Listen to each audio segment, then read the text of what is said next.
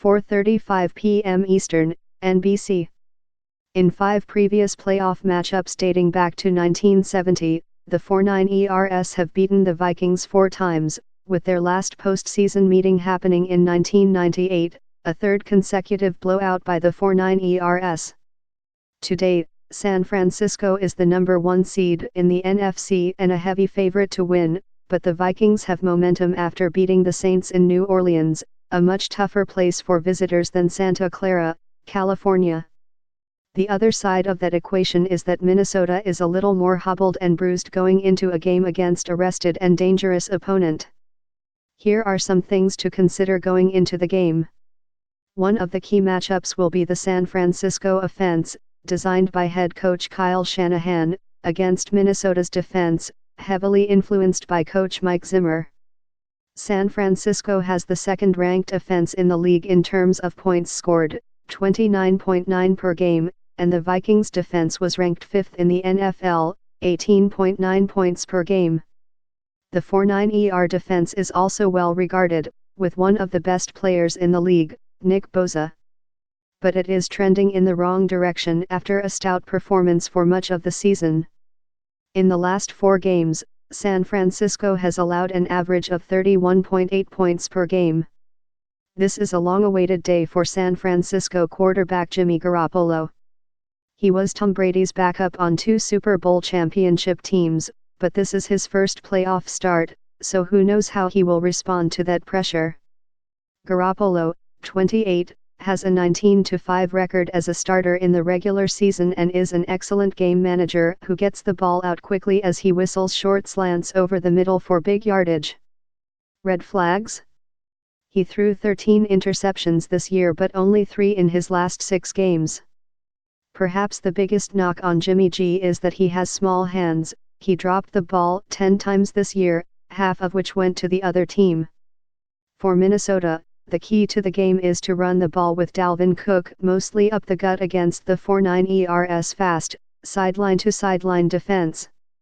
Cook had 94 yards and 2 touchdowns against the Saints, but San Francisco held him to 40 yards on 16 carries when they played last year.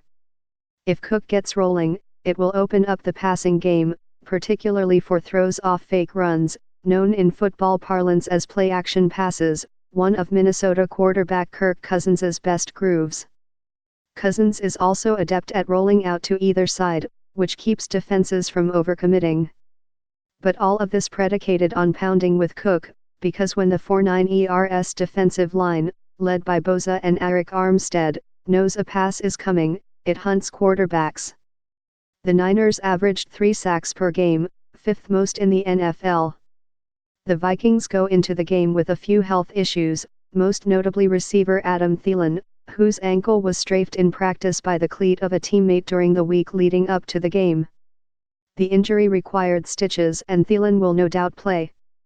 But his mobility could be hampered, especially if a cagey defensive back looks to get his feet tangled up with Thielen's at some point.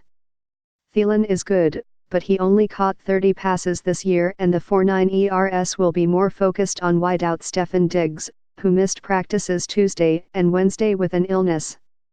He is also expected to play and be fine. More worrying for the Vikings, their secondary is depleted with cornerback Mackensie Alexander out with a knee injury and safety Jaron Kearse out with toe and knee injuries.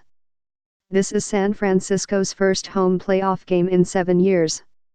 The last one? A win against Green Bay, 45-31, in a divisional round game. The 49ers quarterback was Colin Kaepernick. He ran for 181 yards, a record in the NFL in a regular or postseason game. He passed for 263 yards and 2 touchdowns. The 49ers went on to beat the Falcons in the conference championship game but lost to the Ravens in the Super Bowl, 34-31. Kaepernick, of course, has since become an emblem of player protests against social injustice. He has not played in the NFL since 2017 after kneeling during the national anthem at games, inspiring a host of other players to do the same. He settled a case accusing NFL owners of colluding to keep him out of a job, and this past season conducted a workout under chaotic circumstances that left him and the NFL pointing fingers.